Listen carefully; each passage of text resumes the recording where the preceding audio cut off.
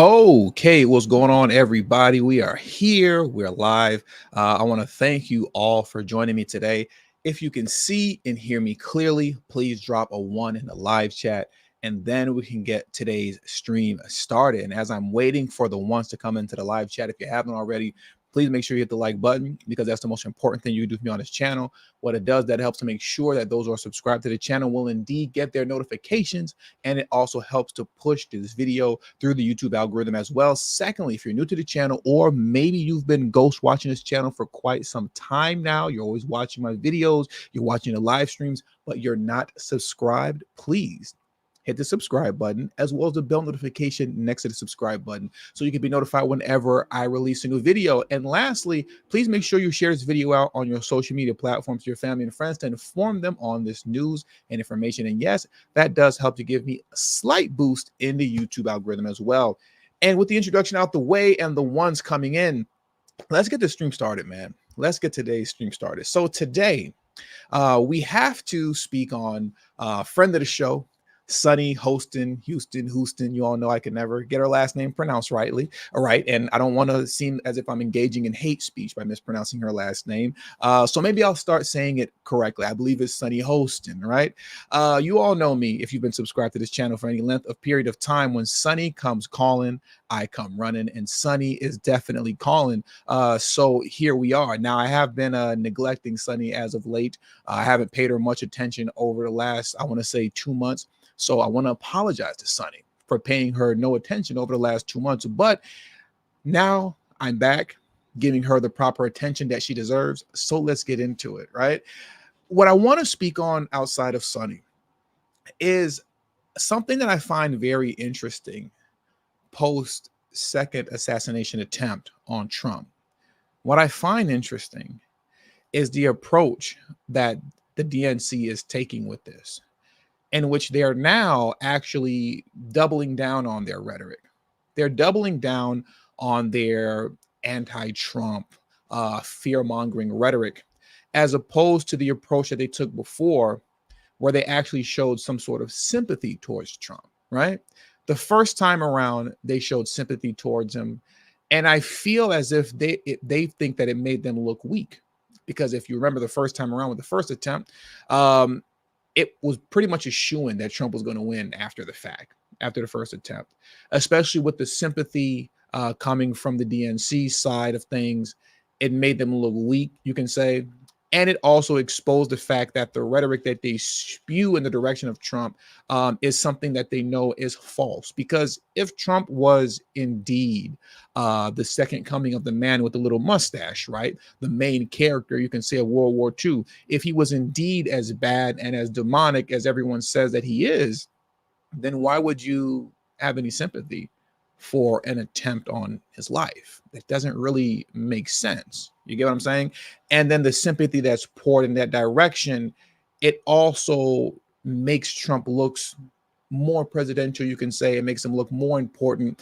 It makes him look like a figure that is to be feared by his opposition and as someone to be protected, because he's now looked at as someone who is strong enough to lead the nation after having bullets fly over his head, and he's still standing strong with his fist in the air saying, fight, fight, fight, right?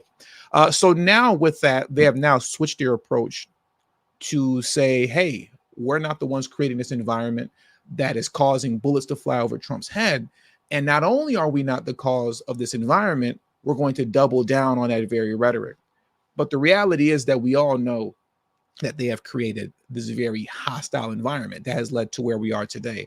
I want to play this clip here. I could play 1,000,001 clips, back to back to back clips of the DNC and their media outlets referring to Trump as the man with a little mustache over and over again and things of that nature. But here's a clip that I found that was very interesting, that it went over my head back in 2023 when it circulated over social media, but it's making its rounds again. This right here, this woman here, her name is Stacey Plaskett, right? Stacey Plaskett. And I just want you to take a moment to listen to what she had to say concerning Donald Trump, right? Let me play this clip for you right now, and just listen closely. Listen closely to what she's getting ready to say. codes, but now having the class. Let me rewind it back to the beginning. Now let's go. Having Trump not only have had the codes, but now having the classified information for Americans and being able to put that out and share it in his resort with anyone and everyone who comes through should be terrifying to all Americans. And he needs to be stopped. He needs to be what? Excuse me? Are any of you surprised that this came from MSNBC too? Or MSDNC? I don't think any of you are surprised that this came from MSDNC. I'll play that one more time in case you missed it. Having Trump not only have had the codes, but now having the classified information for Americans and being able to put that out and share it in his resort with anyone and everyone who comes through should be terrifying to all Americans. And he needs to be stopped. She said that because that's genuinely what was on her mind. That's what was on her mind in the moment. That's why she said that. You can say Freudian slip and all this other kind of stuff. 10 out of 10, I'll say 9 out of 10 times, because we've all done not that. I've never done anything like that. It's anything like that. And then went, oops, right? I've never done that before. But we've all said something, you know, a slip of the tongue before in our speech where we're discussing something, where we said something that we didn't mean to say, a word that was similar to the word that we were getting ready to say. But at that moment in time, when you said the word that was similar to the word that you were getting ready to say, the word that you initially said up front is the word that was actually on your mind. That's what you were actually thinking in that moment. You get what I'm saying?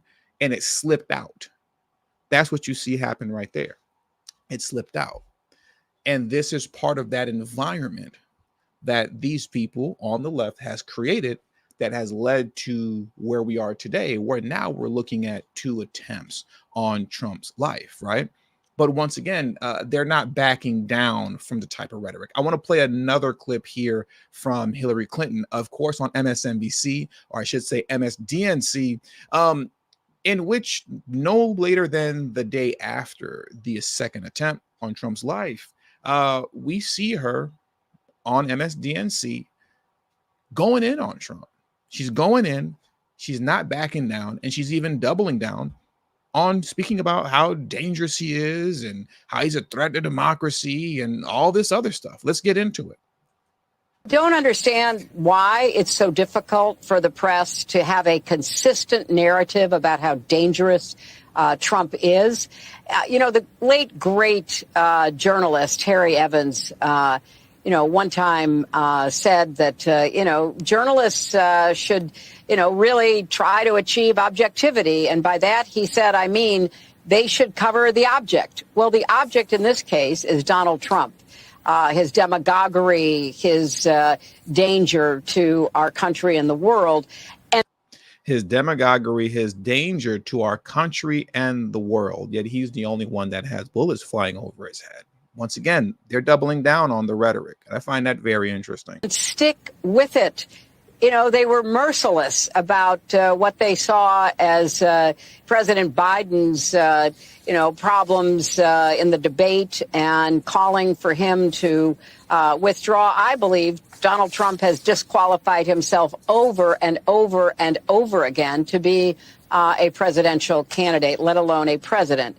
The second thing, though, is that part of what Trump is counting on is for people to get desensitized.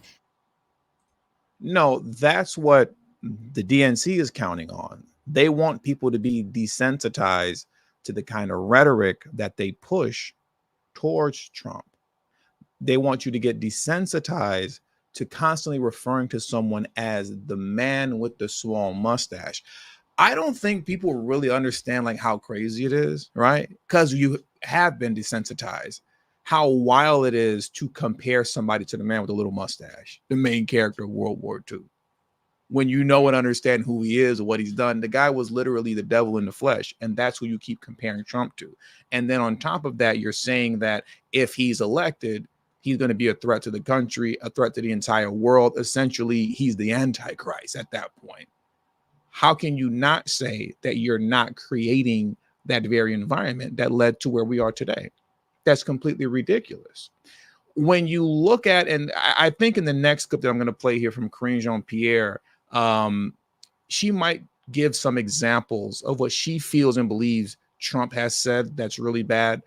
But when you compare the two, if you compare the things that Trump has said towards the DNC versus what the DNC says towards him, when Trump speaks, it's a lot of joking. It's just a lot of silly stuff like Kamala Wamala, like silly things like that, comrade Kamala, stuff like that. Or you're hurting the country, you're going to put us in another recession, you're going to bring in communism. It's actually political talk that he's engaging in when he's saying stuff like that, right? But he's engaging in his political talk in a silly way too, when he makes jokes like that. But a lot of his rhetoric is through jokes and poking fun at you and making fun of you, right? When you listen to what comes out of the DNC, they're constantly telling you he's the Antichrist. He's Mussolini. If he gets into office, everyone's going to be deleted on sight. We've literally heard this coming from them over and over again, that the Supreme Court has apparently given Donald Trump complete immunity if he's in office. Therefore, if he's president of the United States, he can have the National Guard delete citizens and political opposition on sight, and he will be completely immune. This is what we've been told, specifically from MSDNC. We've been told this. We've been told by Maxine Waters, once again on MSDNC, that Donald Trump has extremists in the hills training to descend down on the neighborhoods consisting of people of color to delete them if he loses the election. How crazy is that? And how can you not say that how can you not say that you aren't the one creating such a negative, hostile environment? To now say that that isn't you that's creating it is ridiculous. And you never hear that type of rhetoric on a mainstream level coming from Trump and those who support him, as it pertains to the threats of violence upon the other side if they win or if they don't win. Yet and still, we've heard over and over again threats of violence towards those who support Trump from those who are on the DNC payroll. Like when you heard Charles Barkley said he wanted to physically assault any Black Trump supporter who's wearing Trump merchandise, right? When I played the video a few times over of Charlemagne, the Lesser Charged God, look up his Wikipedia and look at the crime section to see why I call him the Lesser Charged God. But when Charlemagne, the Lesser Charged God, was on Stephen A. Smith podcast, and when he was discussing Black conservatives, he was talking about how those who he politically disagrees with need to be deleted on the spot, like Harriet Tubman would have done. We've literally heard them say this stuff over and over and over again, and it just gets swept under the rug, like it's not happening, like it's not being said. But if you just simply have a difference of opinion concerning, as far as politics are concerned, you say something like, hey, I think we need to close the border, right? And engage in mass deportations. Well, now all of a sudden that's dangerous rhetoric. I want you to watch an example of this here with Karine Jean-Pierre, right? She's going back and forth right now with, I can never remember his name, but he's the Fox News correspondent that's always going back and forth with Karine Jean-Pierre at all the press briefings and stuff like that, right? I want you to watch how Karine Jean-Pierre changes the narrative around on him when he discusses the environment that the DNC has created that has led to now 2 attempts on Trump's life. Watch how Karine Jean-Pierre twists it around on him and says, no, you're the one that's now engaging in dangerous rhetoric. It is unbelievable. Let's get into that video now, and also hit the like button if you haven't already. That is extremely important, and thank you. Thank you, Peter Ducey. I know I'm probably saying his last name right. Ducey? Not Ducey. Peter Ducey. I think we'll go with Peter Ducey. Thank you very much, Law 64. Peter Ducey. That's funny. And shout out to my man Saul for coming through as he always done, making sure my family stays fed. He said everybody is J6 to these people. We're going to get into that in a minute. We're in a minute. So we're going to get into that shortly. But let's get into Karine Jean-Pierre. Since somebody allegedly... Let me rewind it back just a little bit. 2 days since somebody allegedly tried to kill Donald Trump again. And you're here at the podium in the White House briefing room calling him a threat. President Biden has been clear-eyed about the threat that the former president represents to our democracy. If he was such a threat, then why did Biden call him up after the first attempt and say, I'm praying for you and I'm glad that you're okay? These people are so full of it, it's not even funny, but let's keep going. How many more assassination attempts on Donald Trump until the president and the vice president and you pick a different word to describe Trump other than threat? Peter, if anything from this administration, I actually completely disagree with the premise of your question, the question that you're asking. It is also incredibly dangerous in the way that you're asking it, because American people are watching. And to say that from an administration who has consistently condemned political violence, from an administration where the president called the former president and was thankful, grateful that he was okay, from an administration. Why would you be grateful that the man that you call the second coming of the main character of World War II, the man with the little mustache, why would you be calling him to check on him to see if he's okay? When the man with the little mustache was, he offed himself, right? Allegedly, that's what they say. Some people say he's in Argentina, and till this day, but I don't know, right? But when the man with the little mustache, as the story goes, offed himself in a bunker in World War II, did anybody feel bad for him? Did anybody on the other side, did any of the allies actually feel bad for him? Once again, that's if he didn't go to Argentina, but what's that called? A tinfoil hat theory. But did anybody feel bad for him is the point. No, nobody feel bad for him. If we're going by the official story that he offed himself in a bunker, nobody felt bad. Why would you feel bad for somebody like that? Why would you feel bad for somebody like that? If Trump is on that level, why would you call him and feel bad for him? That lets us know that these people are wicked and they will do anything to accomplish their goals and get what they want to do done, even by false flagging folks with misinformation, as we saw Mark Zuckerberg come out and state concerning Facebook, how the Biden administration forced his arm and twisted his arm to false flag accounts as being misinformation accounts. And now here we are concerning Donald Trump constantly being referred to as that guy with the small mustache. And as they're being presented with this information, Karine Jean-Pierre is turning it around on you and saying, no, you're the one engaging in dangerous rhetoric. It's completely ridiculous. Who has called out January 6th. Maybe we'll wind it back just a little bit. Condemned political violence from an administration where the president called the former president and was thankful, grateful that he was okay.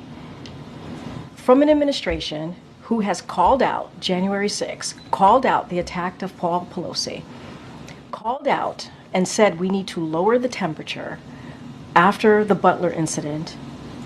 And now for you to make that kind of comment in your question, because your question involved a comment and a statement. And,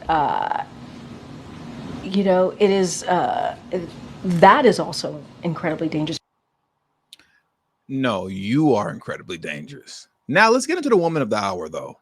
Let's get into the woman of the hour, who you all have been waiting for, Sunny Hostin. Like I said, I always mispronounce her name wrong, but I don't want to engage in hate speech. So from now on, moving forward, I'm going to say her last name properly, Sunny Hostin, if I'm saying her last name correctly, but Hostin. Let's get into what she said on The View, right?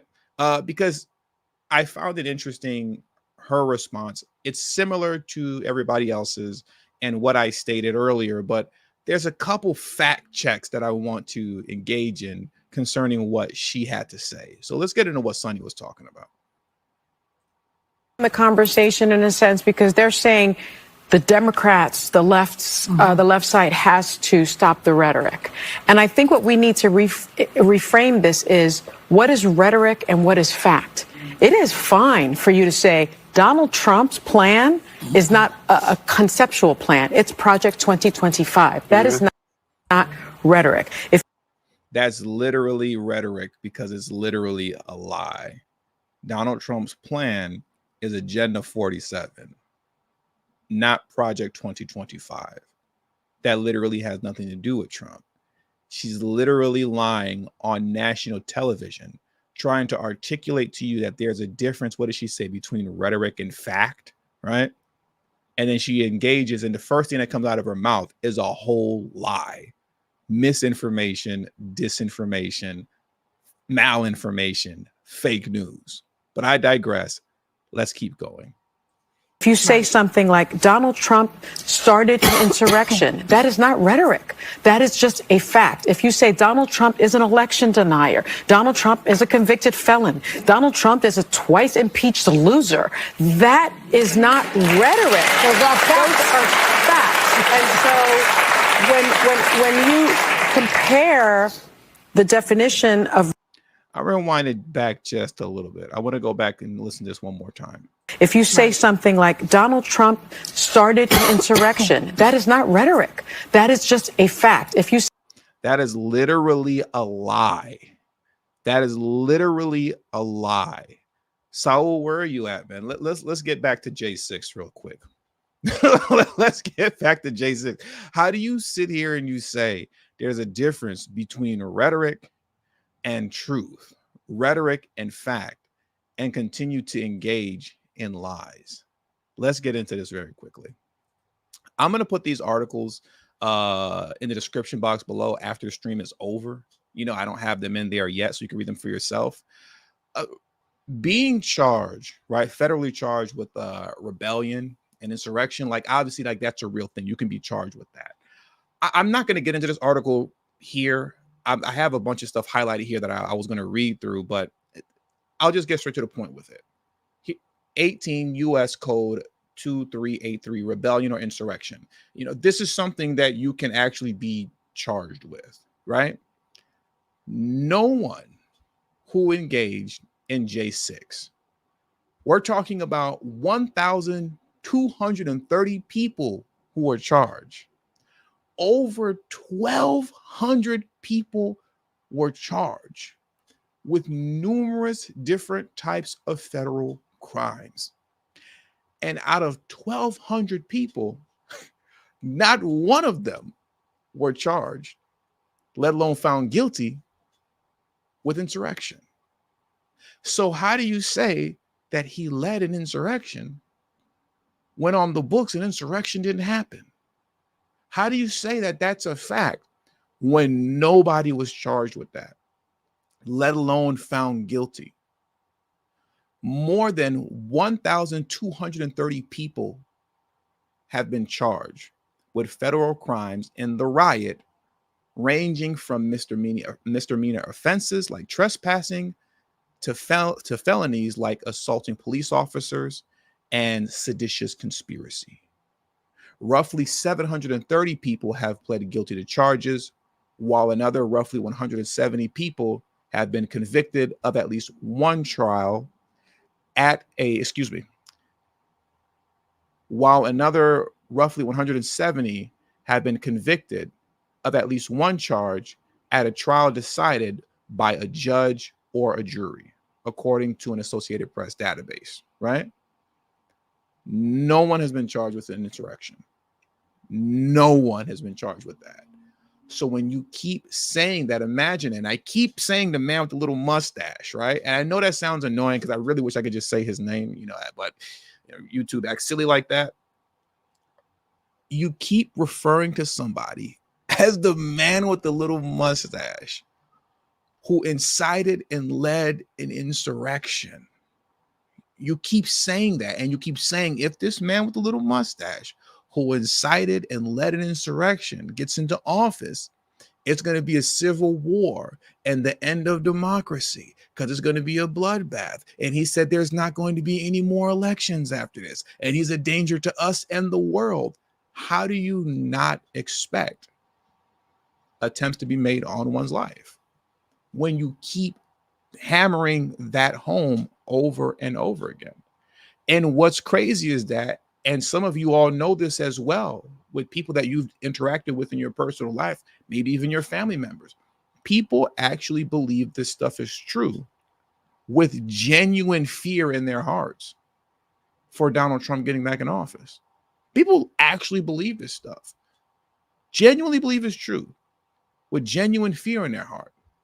Meanwhile, you're literally being lied to every day and being told that is the truth while being lied to.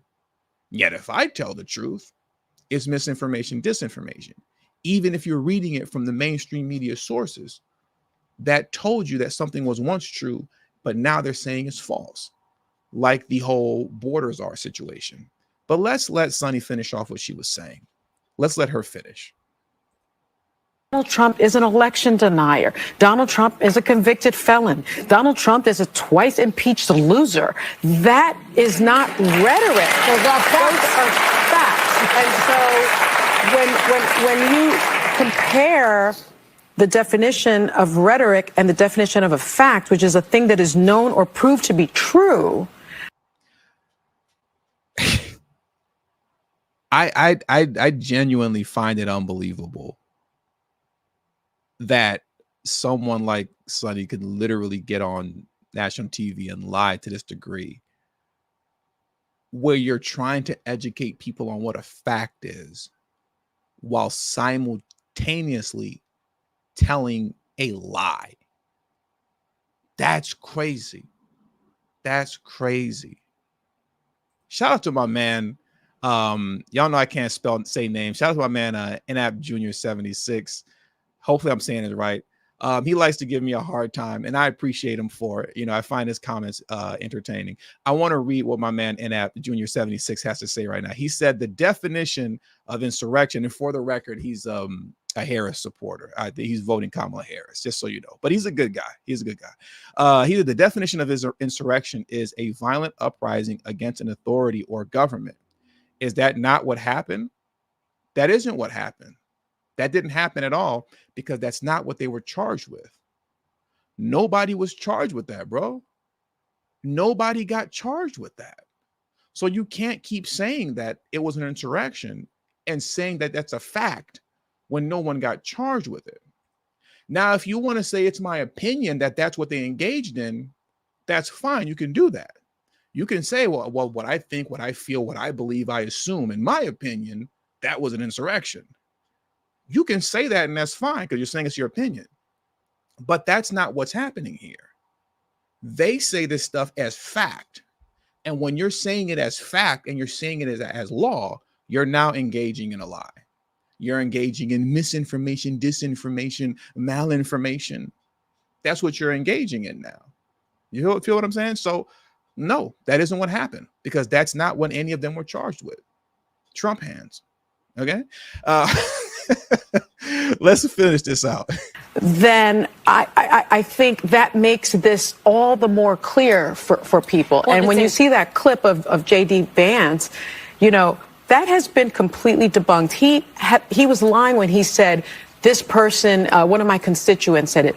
The person that started this, she erased her Facebook post. Mm-hmm. She then admitted that she heard from a friend of a friend of a friend of a friend, and she admitted it was a lie. Yeah. So he apologized for it. So he knows it's a lie, yet he gets on national television and uses rhetoric.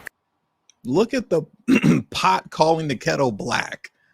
Look at the pot calling the kettle black. That is unbelievable. Shout out to my man Dre Harden. Dre Harden said TD is a Russian bot. You all know I'm a Russian bot, man. That was created by Putin to push misinformation to trick Black Americans into voting for Trump. He said TD is a Russian bot, and Sunny must be right about all her cope and nonsense. I stand by that. Listen, bro. I'm not a real person. I'm a Russian bot, and everything that comes out of Sunny's mouth is law and is the truth. It is law and is the truth. Never mind what I'm talking about. Forget whatever mainstream media sources that I'm citing. Forget whatever reports that you may see or hear me read. It's all misinformation, disinformation, fake news, malinformation. You all know me. I was created by Putin, and I'm powered by artificial intelligence and ChatGPT to push misinformation, and to trick you all into voting for Trump. Okay. But it's amazing to hear the pot call the kettle black. It is truly amazing to hear that. And the thing is like, you think to yourself, they don't really believe the stuff that they're saying. No, they do. That's the thing. They're lying, but at the same time, when you live in a bubble of lies, right? When you live there, they live in their own little isolated world outside of the rest of the, American population, where in their bubble, this stuff is true. They believe that what they're saying is true. They're lying, but at the same time, they believe that what they're saying is true. That's why they could lie to you so effortlessly, because they do actually believe this stuff. But I'll leave it there. With all that being said, I want to thank you guys for joining me today. Please hit the like button on your way out. Subscribe to the channel if you're new to the channel, and also share this video out on your social media platforms. Shout out to those of you who are watching on Twitter. If you haven't already, please make sure you migrate over to the main channel, TD Media Group, so that you could be a part of the lively live chat. And shout out to those of you who are watching on Rumble. Make sure you follow me on Rumble, and also follow me on Telegram at TD Media Group. Both the links to my Rumble and Telegram will be pinned in the comment section below, and is in the description box below right now already. So thank you all for your time, and until the next video, peace, and have a great afternoon.